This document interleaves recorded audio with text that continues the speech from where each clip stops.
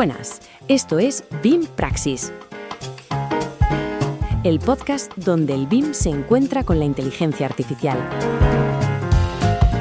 Exploramos la ciencia, la tecnología y el futuro desde el enfoque de la arquitectura, ingeniería y construcción. ¡Empezamos!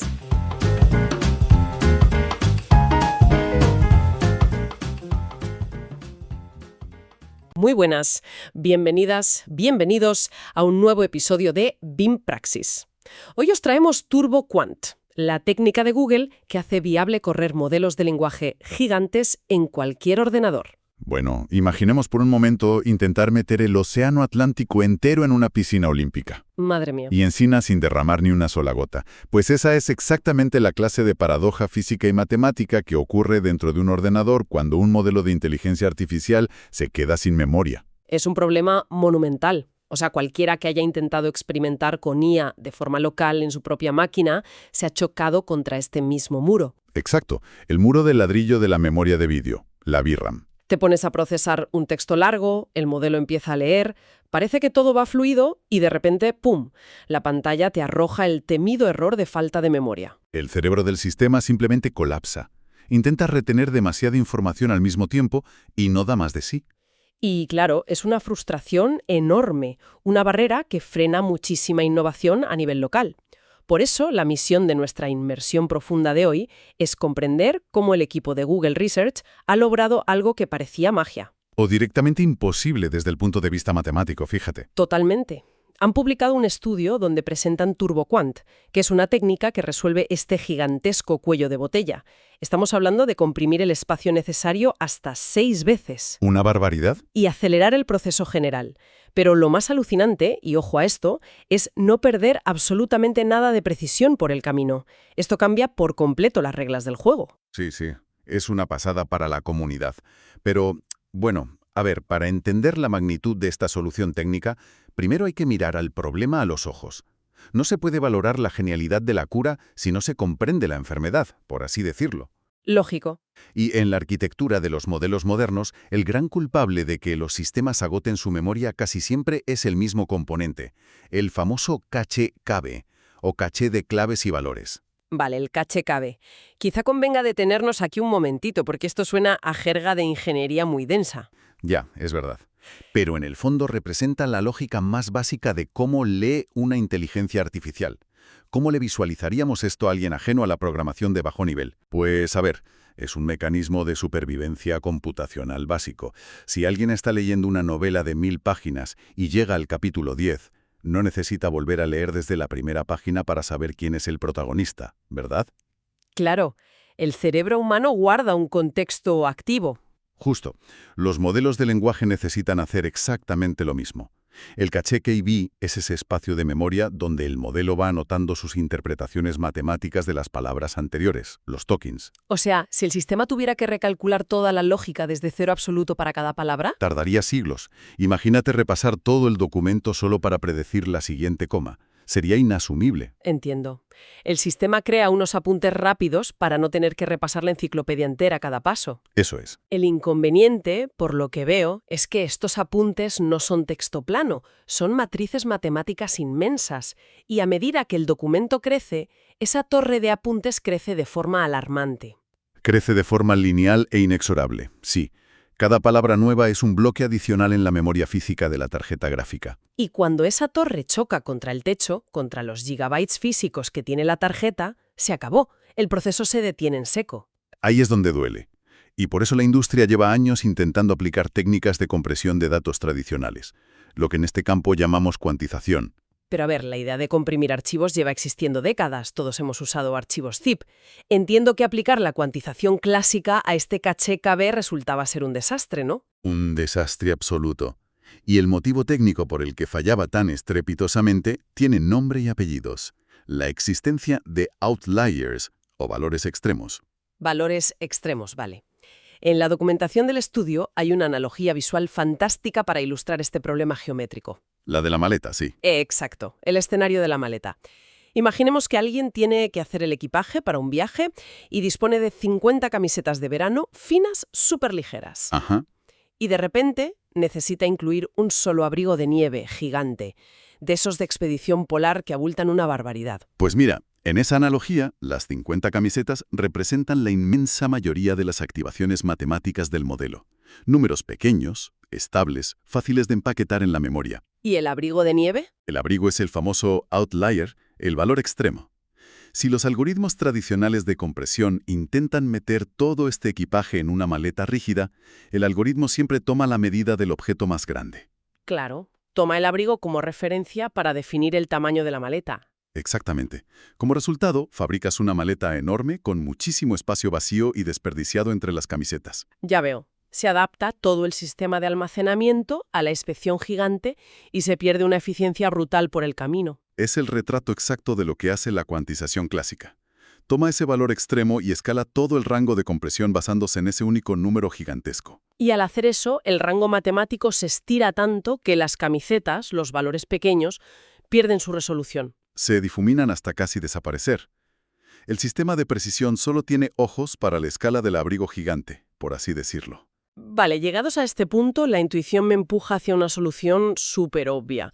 Si el abrigo de nieve es lo que está arruinando la compresión de todo el sistema, ¿por qué los algoritmos simplemente no lo ignoran? O sea, si es solo una prenda entre 50, la dejas fuera, comprimes las 50 camisetas divinamente y problema resuelto. Hoy, esa es la trampa mortal de los modelos de lenguaje. No se puede. ¿Por qué no? Porque en la arquitectura interna del modelo, esos valores gigantescos no son errores matemáticos, no son anomalías molestas, son pilares de carga críticos. ¿Pilares de carga? Sí, los investigadores han descubierto que estos outliers actúan como sumideros de atención. Suelen coincidir con elementos estructurales clave, como signos de puntuación, el primer token del texto o instrucciones vitales. O sea, no son ruido, son las vigas maestras del contexto. Totalmente. Son el pegamento que mantiene la coherencia del modelo. Si cortas esos valores grandes, si el algoritmo los ignora para comprimir mejor, el modelo pierde el hilo lógico por completo. Se vuelve tonto. Empieza a sufrir alucinaciones, inventa hechos, pierde la gramática y da respuestas absurdas. No puedes tirar el abrigo sin que el modelo se congele de incompetencia, siguiendo con la metáfora. Vaya tela. O sea, un callejón sin salida absoluto. No puedes incluir el abrigo sin desperdiciar una cantidad ridícula de espacio, pero tampoco puedes dejarlo fuera. Eso es. Y justo en esta encrucijada es donde la investigación de Google saca a relucir una brillantez matemática inusual con TurboQuant. Logran engañar a la física de la memoria con dos pasos fascinantes. A ver, cuéntame el primer paso. El primero lo han bautizado como preacondicionamiento geométrico. En lugar de intentar comprimir los datos crudos tal cual, con su desorden de camisetas y abrigos, aplican una transformación matemática previa. Vale. Utilizan una operación muy específica conocida como la transformada de Hadamard. La transformada de Hadamard. A ver, eso es una física cuántica o algo así. ¿Qué le hace exactamente esta operación a los valores extremos? Simplificándolo mucho, es una forma de rotar y proyectar los datos en un espacio multidimensional. Piensa en un prisma de cristal. Vale. Si un rayo láser intensísimo, que sería nuestro abrigo gigante, impacta contra el prisma, este descompone esa energía focalizada y la esparce en un arcoíris ancho y uniforme. Ah, claro. La transformada de Hadamard coge la magnitud de ese número gigantesco y la distribuye, reparte su peso entre todos los demás valores pequeños, de forma perfectamente reversible. Aquí es donde se pone realmente interesante. O sea, llevándolo de vuelta a la maleta, el preacondicionamiento es como meter ese abrigo de expedición en una de esas bolsas al vacío. Esa es muy buena analogía, sí. Le enchufas la aspiradora, le sacas todo el aire, hasta que queda del grosor de una camiseta. La prenda sigue ahí, hemos tirado ropa, pero ahora el volumen de todo el equipaje es uniforme. Brillante. Captura la esencia de la reversibilidad matemática a la perfección. Has distribuido el volumen atípico sin perder la masa crítica de la información. Ahora todos los datos están nivelados. Se ha aplanado la curva de los datos, vaya. Exacto. No hay picos que rompan la escala. Y una vez que el terreno está perfectamente plano, el sistema entra en el segundo paso crítico de TurboQuant, la cuantización de vectores. La cuantización de vectores. Aquí es donde se realiza la compresión real, entiendo. Los números en pequeños bloques o vectores. Y luego encaja esos grupos en una cuadrícula geométrica predefinida súper eficiente. Vale, ¿y cuánto comprime esto? Pues al operar por grupo sobre esta plantilla, TurboQuant guarda cada valor usando un promedio de solo 3 bits, en contraposición a los 16 bits habituales. Espera. Yo no te compro esto tan fácilmente. Bajar de 16 bits a 3 bits es una reducción de datos salvaje. Es una barbaridad, sí. Es eliminar más del 80% de la información de cada número. Por muy bonita que sea la cuadrícula geométrica, la matemática dicta que tiene que perderse resolución. ¿Cómo es posible que no se rompa el modelo? Es una objeción fantástica, y fíjate, es el corazón de por qué este estudio es tan revolucionario. La trampa está en pensar en números aislados en lugar de patrones. Piensa en una paleta de colores. A ver. Si quieres transmitir el color exacto de un píxel, puedes enviar el código hexadecimal complejo de 16 bits. Eso te da millones de combinaciones de color, pero requiere muchos datos. Claro, para decir exactamente qué tono específico de azul cielo se está usando. Exacto.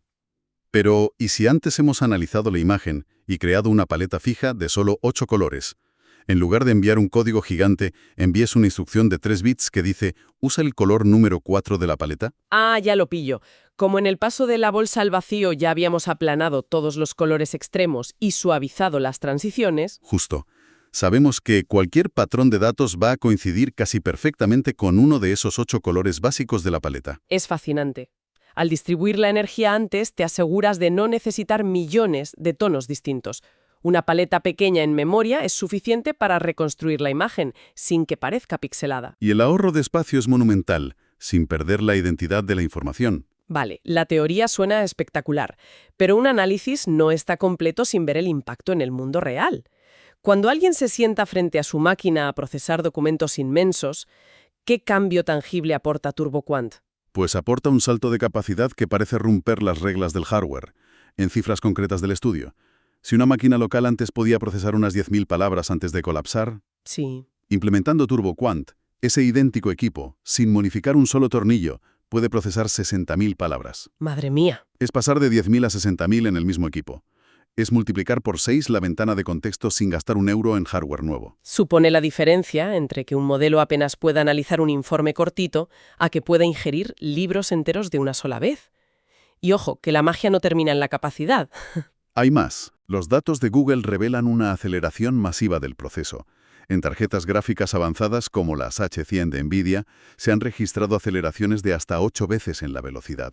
Vale, vamos a desgranar esto porque aquí hay una aparente contradicción técnica. Yo entiendo perfectamente que al usar 3 bits en lugar de 16, la memoria se libera y ocupa menos espacio. Lógico. Pero ¿por qué es más rápido? Si el ordenador ahora tiene que molestarse en descomprimir esos datos matemáticos del prisma y las cuadrículas antes de poder usar la información, lo normal sería que fueran más lento, ¿no? Es una duda brillante.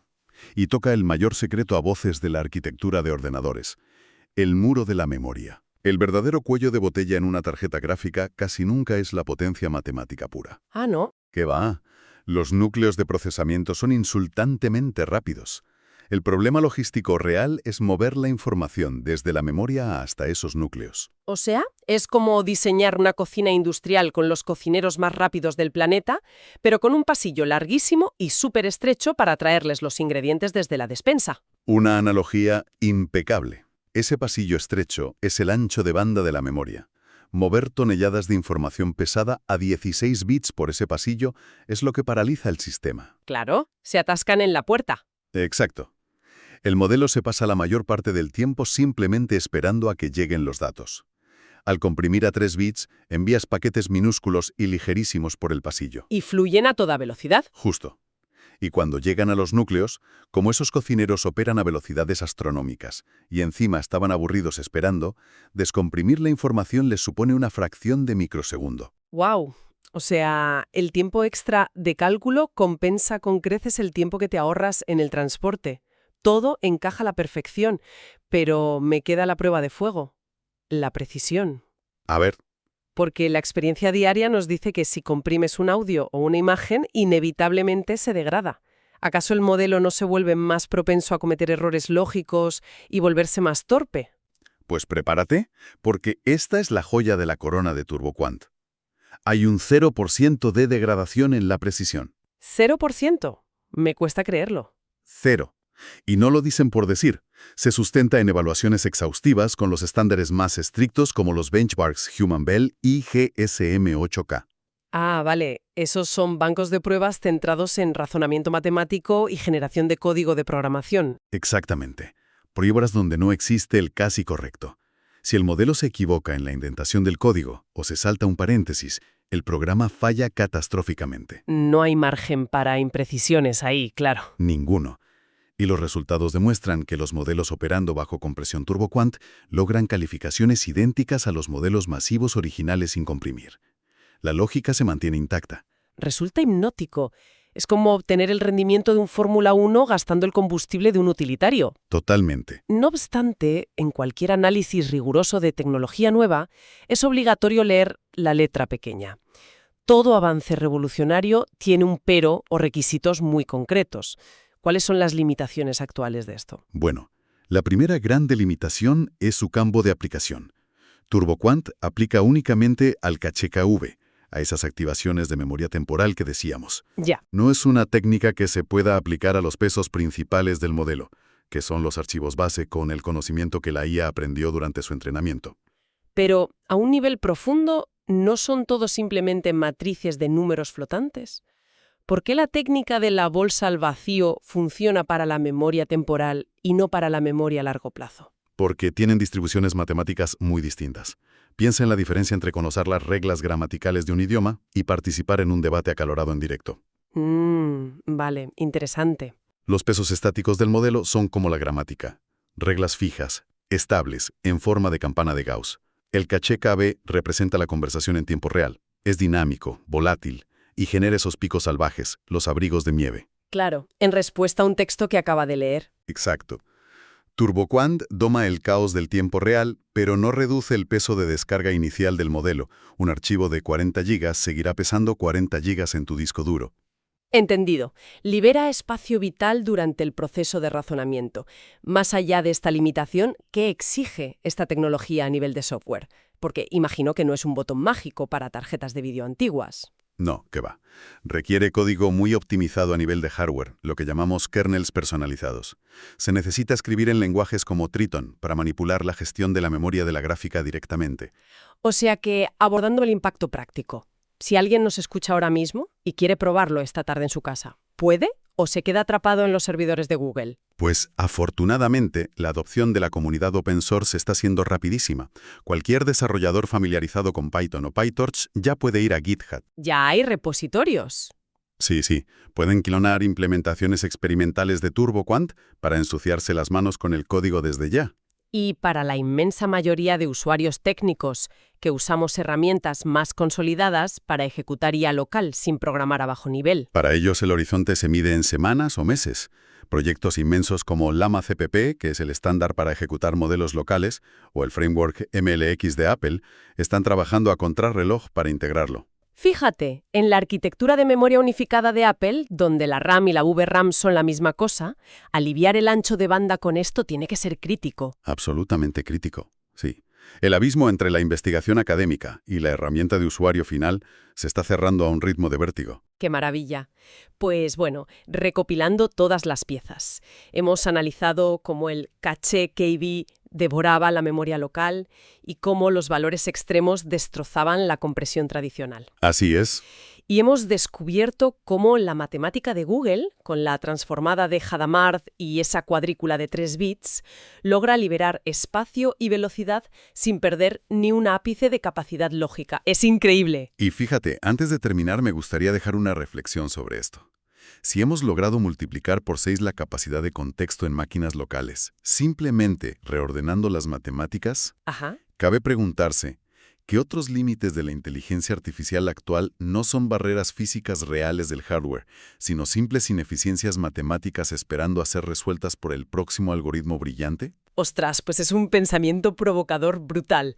Quizá no necesitamos siempre chips más gigantescos, sino pensar de manera más elegante. Yo estoy convencido de ello. Pues una reflexión extraordinaria para cerrar. Antes de despedirnos hasta el próximo programa, os informamos de que las voces que oyes han sido generadas por la IA de Notebook LM y que, dirigiendo el podcast, se encuentra Julio Pablo Vázquez, un humano que te envía saludos. En caso de error, probablemente sean errores humanos. Nos escuchamos.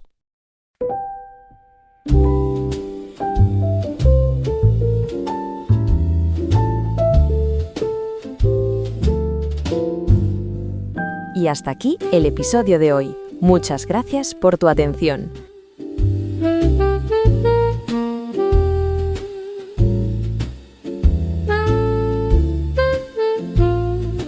Esto es BIM Praxis. Nos escuchamos en el próximo episodio.